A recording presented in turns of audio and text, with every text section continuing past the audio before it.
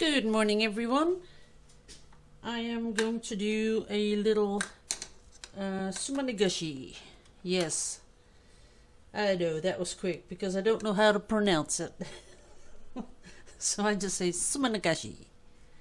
So what we do is we have the black Chinese ink. We have a little bit of oxgall. And what we do is make these little circles. As you can see. Let me get my chair. Ow! Because this is gonna take a little bit, and I can't lean on the little tray because it's a little wobbly. Then my pattern will go all wobbly. It's gonna do that anyway, but so there we have the first rings. Now I'm going to do a little hole in the rings, because this time I don't want to blow it. When you blow it, it goes all zigzaggy. I'm not one of those zigzaggy people, although suminagashi does mean water, paint and air. That's the translation I was told.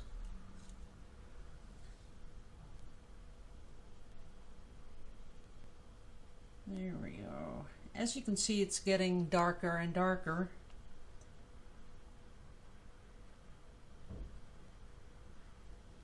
And now we're going to do a different one right down here. And we're going to do it, speed it up just a little bit. Sometimes you dip twice, sometimes once, just to give it a little bit more of a variation to the pattern.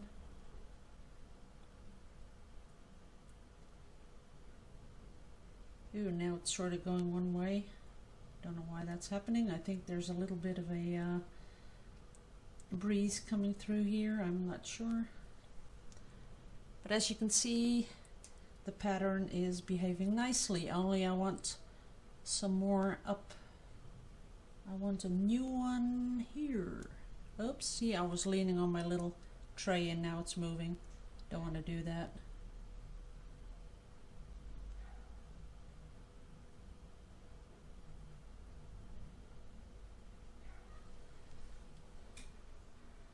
That's kind of cute. So how are you guys been doing? So over here the weather is rainy, gray, nothing different. It's just Holland. And I have been keeping track of the place that I want to move to when I retire, which I told you last week. That's Vlissingen. They have much better weather than down here. As you know, I'm really close to the German border, guys, so it's about, I don't know, I think 210 k's. Oh, it's filling up nicely. But the weather there is much better. I think it's because you're on the coast, and you know, the wind blows the bad weather away faster on the coast than it does up here. Oops. Gotta get a little bit more of the white in there. So when you see the holes, I'm just gonna do this as an experiment. See here? See that? That is only water with oxgall. And someone said, oh, can I use silicone instead of oxgall? Absolutely not. That is totally something different. Oxgall is really from an ox. Well, it's from a cow.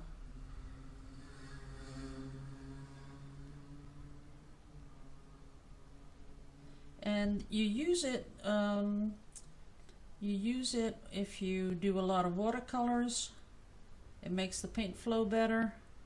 If you never used it before, maybe try using it, because it gives a whole different dimension to watercolor because of the way it flows. You might really like it. Now, as I'm doing this, of course the surface is pretty much filling up now with paint, so there's not much room for the paint to go. So then you keep having to add more of that oxgall and water because that spreads the paint. And sometimes you can see that all of a sudden it doesn't go round anymore.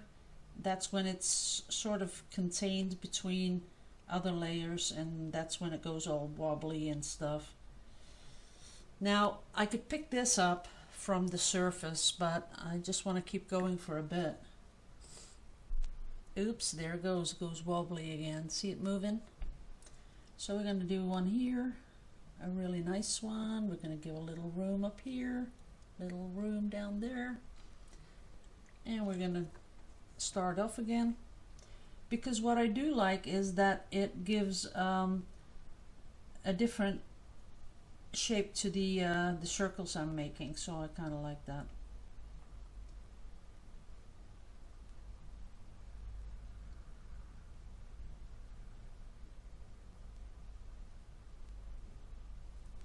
So let's give it a little bit more room.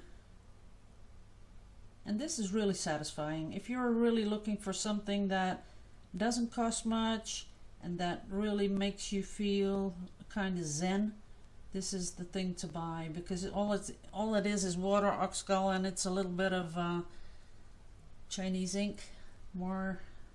That's it. That's all you need, and a little bit of printer paper to pick it up off the surface. And I'm using the cheapest printer paper I can find. Oh, I like that. I like where it's moving a little bit different.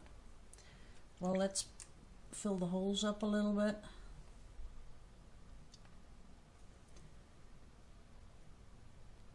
Just doing it a little faster here to fill up those holes. That's it.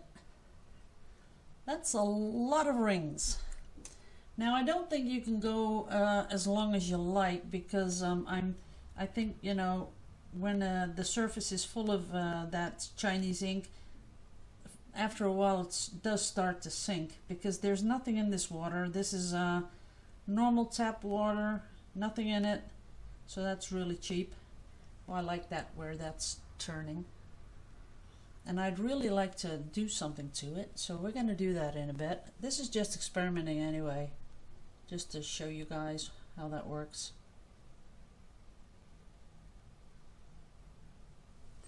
There you go. Now I'm going to come in with, ooh, that is pretty. See the curly whirlies that come behind it?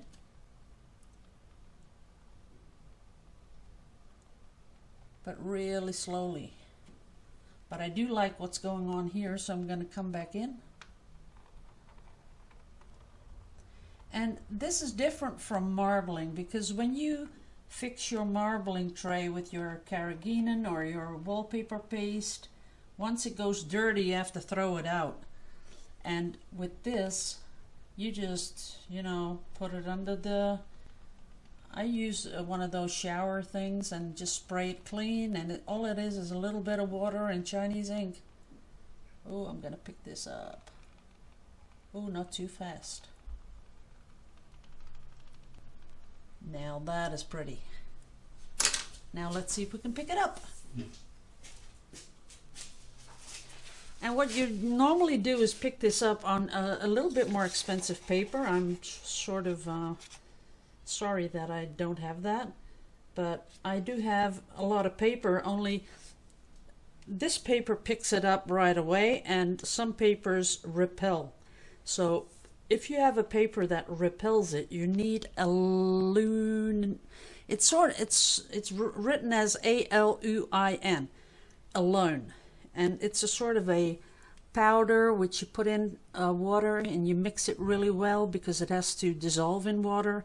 Then you can spray your paper, let it dry, and then it'll really pick it up. Oh, so there it is. See that? That's all the little curly whirlies. That's kind of nice.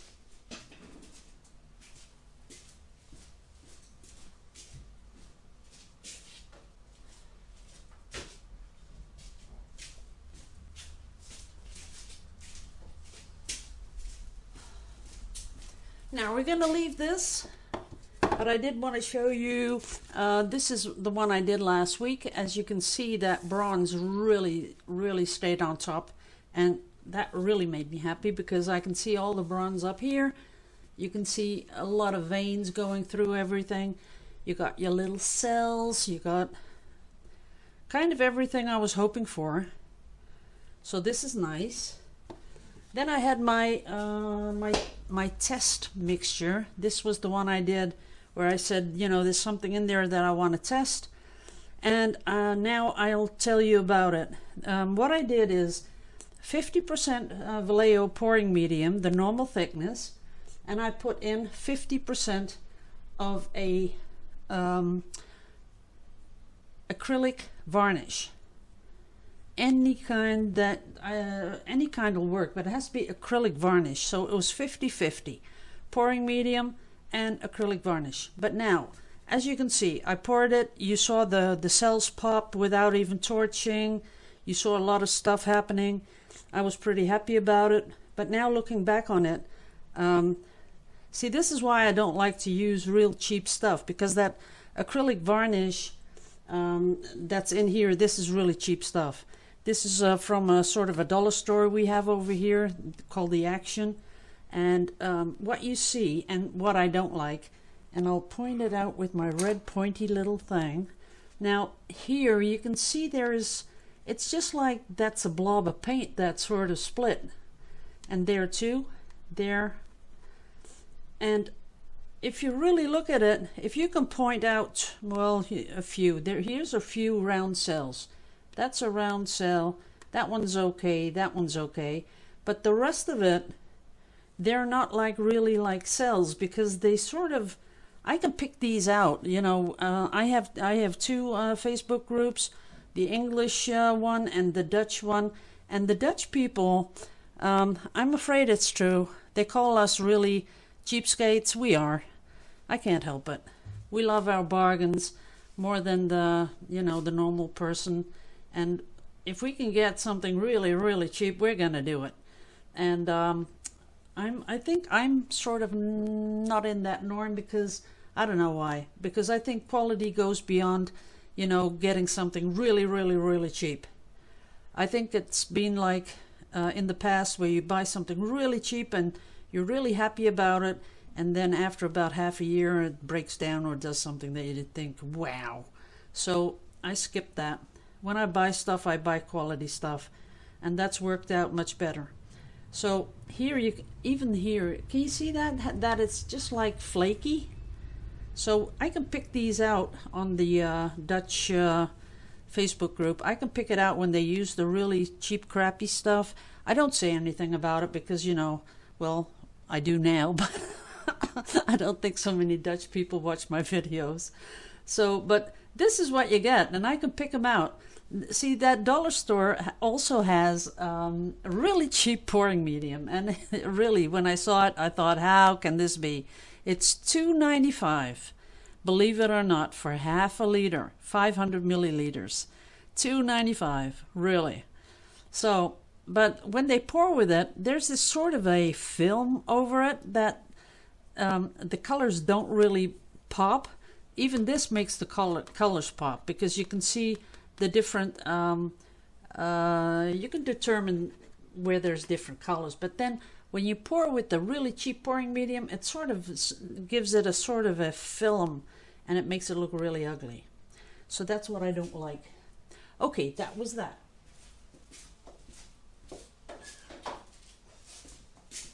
Now, last week's resin pour. As you know, I poured the center. I poured that first, and then I poured the sides, and I really like it. But I think this really makes it pop, because yeah, it's just different. Because I don't do much of this in resin, but I really wanted to do that this time. I also painted the sides. That's also a copper bronze color. And then we have these where I put on this is leaf, like gold leaf, but copper leaf. So I put that on. And now I'm going to give it one more. This has to dry first because I put it on with a acrylic glue, but when it's dry I'm going to give it one more layer of resin, and then I'm going to call it a day, because then it'll be finished. So I hope you really like it. I do. I think it's really pretty. It's going to catch the light. It's going to be awesome. So another thing, what's going to be happening? I've been looking for a new hobby. Sorry, let me pull the plug out of my compressor. I've been looking for a new hobby. Yeah, my husband said, "Are you crazy?" He said, how much more room do you need? You got my garage, you got upstairs, you got the whole house." But I was looking for a new hobby anyway. So I want something that I can do in the house while I'm watching TV, because I think that's wasted time. And what I came up with is I'm gonna make my own watercolors. Yeah, I've been watching a lot of things about making watercolor, what makes it good stuff, what makes it all kinds of stuff. Let me show you. Okay, now this, what you see here, that gold, yeah, it's really shiny. It sort of makes the camera go off a little bit. And there you have gold and bronze. The thing is, when you make watercolor, you have to really, you know, I don't know how you mull it. I think they call it mulling. You do that with this great big glass thing where you put it on a glass plate, and you sort of keep mulling the pigments and the medium that you put it in, and it takes a long time. But I don't really mind that, because I think that's also something that makes you, you know, feel really relaxed when you see that. I'm gonna make a video about it anyway, but I thought I would start with metallic watercolor, because I bought some and I spent a lot of money and they do not work.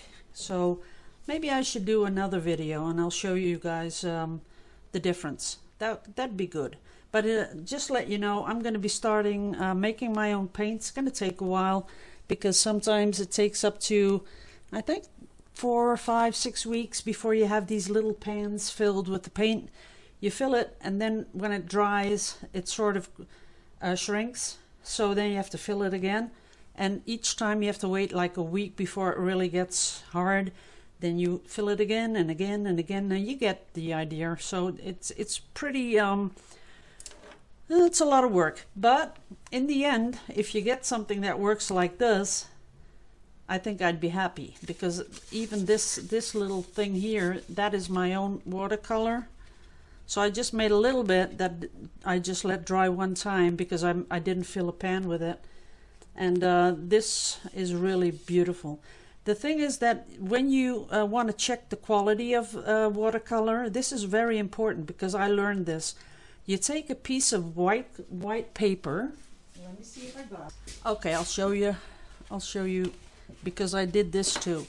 Now, if you can see this stripe, look how it shines. Oh, let me catch the light. Well, you can't catch it. But what you do is you go over it like this, and if there's nothing on the white paper, that's when you have put it in the medium. See, there's nothing coming off. And as you can see here, you can almost not see it, but that's sort of how I wanted it. I wanted to have a little gold shine. So that's when you know that you've done a good job on binding the pigments into the medium, and it's going to work. So I'll keep you up to date about it. And oh, good thing is that I can send it all over the world, even all my American friends, Canadian friends, Australian people. I can send it all over the place, because that's going to be cheap. I can put it in an envelope, small one, goes through the, you know, over here they measure how much you have to pay for shipping, because it has to go through a mailbox, or if it doesn't fit through the mailbox, you have to pay more. And we have little mailboxes. They're like that wide and that long. So if it doesn't fit through that, you have to pay more. But if you put it in an envelope, that's cheap. So I can send it to you cheap, guys. So I'll keep you up to date. Hope you're getting excited about it because it is the most beautiful, beautiful metallic watercolor that I've ever seen. So thanks for watching, guys. Long video, had too much to talk about, but I hope you enjoy it. See you in a bit. Bye bye. Love you to pieces.